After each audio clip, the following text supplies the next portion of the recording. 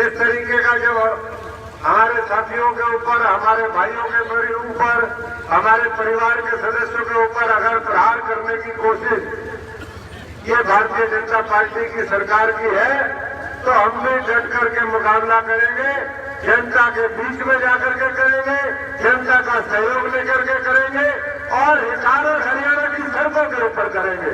तो जो साथी अभी कह रहे थे, एक तो साथी ने कहा कि ये दुख का दिन है, एक साथी ने उसका बहुत बढ़िया जवाब दिया कि ठीक है, कई बार मन में पीड़ा होती है कि इस तरीके से सत्ता का दुरुपयोग हो रहा है, लेकिन फिर साथी ने जो बात कही कि आज संघर्ष का दिन है, आज संघर्ष का समय है, तो मैं साथियों से यही आह्वान करूंगा, हमेशा कांग्रेस पार्टी ने सत्ता में रहते हुए भी संघर्ष किया है और विपक्ष में रहते हुए भी संघर्ष किया है। और एक नारा है कि जब जब जुल्मी जुल्म करेगा सत्ता के गलियारों से चप्पा चप्पा गूंज उठेगा इंकलाब के नारों से, जय भीम के नारों से। किसान मजदूर की आवाज, गरीब की आवाज और कांग्रेस की आवाज और कांग्रेसी की आवाज अगर कोई सोचता है कि इस तरीके से दबा दी जाएगी तो गलतफहमी में साथियों और गलतफहमी दूर हो जाएगी। मैं रंजीत जी की बात सुन रहा था अभी, भाई साहब कह रहे थे कि अहम और बहम ये निकाल दे, और साथियों ये निकालना पड़ेगा, कुछ आपको मजबूती से ताकत लगानी पड़ेगी। और किसी समझदार ने पीढ़ी दर पीढ़ी चलते हुए कहा है कि भाई आदमी जितनी जल्दी उठे, जितनी जल्दी जागे उतना फायदा होता है, चाहे वो नींद से जागे, चाहे अहम और बहम से जागे। और इस सरकार को आज इस हिसार की धरती से जगाने का हम काम करेंगे और जब 2.5 महीने बाद चुनाव होंगे जनता के सहयोग से भगाने का भी काम करेंगे। तो साथियों, ये जो बात अभी सब साथियों ने रखी, और ये कोई नया नहीं मामला, और ये केवल कांग्रेस के खिलाफ ही मामला नहीं है। कभी कांग्रेस के नेताओं के खिलाफ, कभी कांग्रेस के सहयोगी दलों के खिलाफ, उन लोगों के खिलाफ जो मजबूती से लड़ाई लड़ते हैं। और साथियों, जब ये लोग भाजपा में चले जाते हैं तो कल तक जिनको चोर कहते हैं, भ्रष्ट कहते हैं और जिनके ऊपर इल्जाम लगाए जाते हैं, वहां जाते ही ये सारे गंगा नहा लेते हैं, वहां जाते ही सब ठीक हो जाते हैं।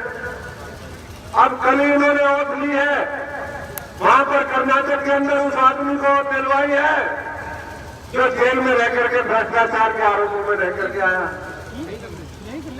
तो इसलिए हम तो इतना ही कहेंगे कि चाहे वो भाई कुलदीप बिश्नोई हो, चाहे भूपेंद्र हुड्डा हो, चाहे कोई और साथी हो, कोई और नेता हो, कोई कार्यकर्ता हो, किसी की तरफ भी अगर गलत नजरिए से देखेगी ये सरकार तो कांग्रेस पार्टी पूरा डट करके मुकाबला करेगी और बर्दाश्त नहीं करेगी। किसी भी हद तक जाएंगे, हरियाणा की सड़कों पे जाएंगे, विधानसभाओं में लड़ाई लड़ेंगे, देश की संसद में लड़ेंगे, दिल्ली के अंदर लड़ेंगे और अपने साथियों को पूरी तरीके से ये विश्वास दिलाएंगे कि तुम इसी तरीके से लड़ते रहो कि जनता भी साथ है और पूरा कांग्रेस परिवार भी साथ है।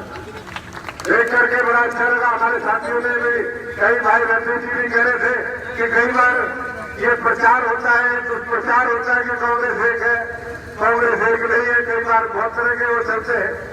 लेकिन मैं इतना कहूंगा कि छोटे मोटे मतभेद हो सकते हैं, लेकिन अगर जब हमारी तरफ कोई गलत निगाह से देखेगा तो अशोक तंवर चीजें फोड़ देगा, चीजें हिंदू करके ये आंखों से भी फोड़ देगा और वैसे भी फोड़ देंगे।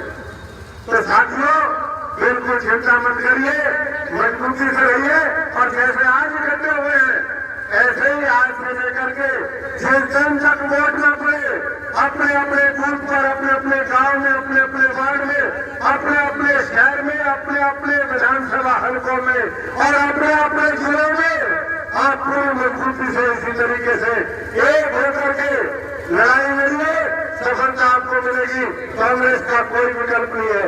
आज लोग पूरा हिंदुस्तान ये चर्चा कर रहा है कि मजबूत विपक्ष की जरूरत है। अगर मजबूत विपक्ष नहीं होगा तो मजबूत लोकतंत्र नहीं होगा। ये लोकतंत्र खत्म हो जाएगा। ये सीबीआई, ये ईडी, ये और जो दूसरी संस्थाएं हैं इनकम टैक्स, ये उन्हीं को तो दबाने के लिए, लोगों की आवाज को उसको दबाने के लिए कोशिश है। और मुझे पूरा यकीन है कि आप इस कोशिश को कामयाब नहीं होने देंगे। और हरियाणा की जनता से भी मैं कहना चाहूंगा, जब ये भाजपा के लिफाफे ही नहीं रहेंगे तो ये छापे कैसे रहेंगे? ये लिफाफों की सरकार है, ये झूठे और मक्काओं की सरकार है। इनों के ऊपर देखो कितने कितने लाख लाख करोड़, बैठ जाओ भाई, बैठ जाओ, 2 नंबर, कितने 3-3 लाख करोड़ रुपए का इन्होंने माइनिंग घोटाला कर दिया। और पूरी यमुना से लेकर के सारी नदियों के बरसाती नालों के पत्थर निकाल दिए। वो रावली फिर पूरी खोद करके बेचने का काम कर दिया। कभी माइनिंग माफिया इतना सक्रिय हरियाणा के अंदर नहीं था जितना इस सरकार के संरक्षण में हुआ है। ये ड्रग माफिया कभी इतना सक्रिय नहीं था जितना इस भारतीय जनता पार्टी के संरक्षण में हुआ है। ये और जो भू माफिया है ये कभी इतने सक्रिय नहीं हुए जितने इस सरकार के राज में हुए हैं। और ये कह देना कि हम जीत करके आए हैं, अरे जनादेश हम जनता का सम्मान करते हैं, जनादेश का, लेकिन इस जनादेश को ये मत समझो कि ये कोई परमानेंट बन गया। ये गलतियों में मत रहो, ये आसानी से मिल नहीं सकता। ये इसी तरीके से चली जाएगी, ये हवा के ठोकर आएंगे और इसी तरीके से मिल जाएंगे। और हम तो शेर एक कहते हैं कि आंधियों में खुशी से बदल बदहवास हुए लोग और जो पेड़ खोखले थे उन्हीं से निपट गए। ये भारतीय जनता पार्टी के लोग जो खोखले थे इनसे निपट गए। देख लिया क्या मिला, तो जन्म राष्ट्रवाद का सहारा ले लिया और तमाम कुछ कमियां हमारी में रही होंगी, उन कमियों को मिलकर के दूर करेंगे। कि लहरों पे पहरे बिठाए जाते हैं, समुद्रों की कोई तलाशी नहीं लेता। लहरों पे, अरे भाई कुलदीप बिश्नोई और उनका परिवार तो 23 साल से सत्ता में है ही नहीं, 23 साल से सत्ता में नहीं है।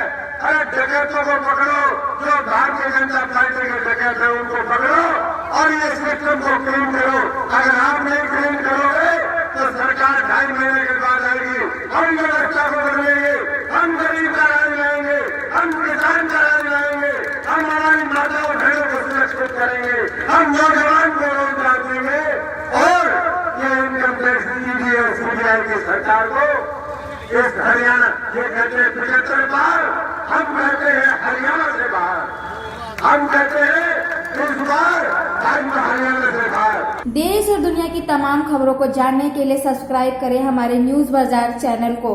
साथ ही हर एक अपडेट से जुड़े रहने के लिए बेल आइकन को दबाना ना भूलें।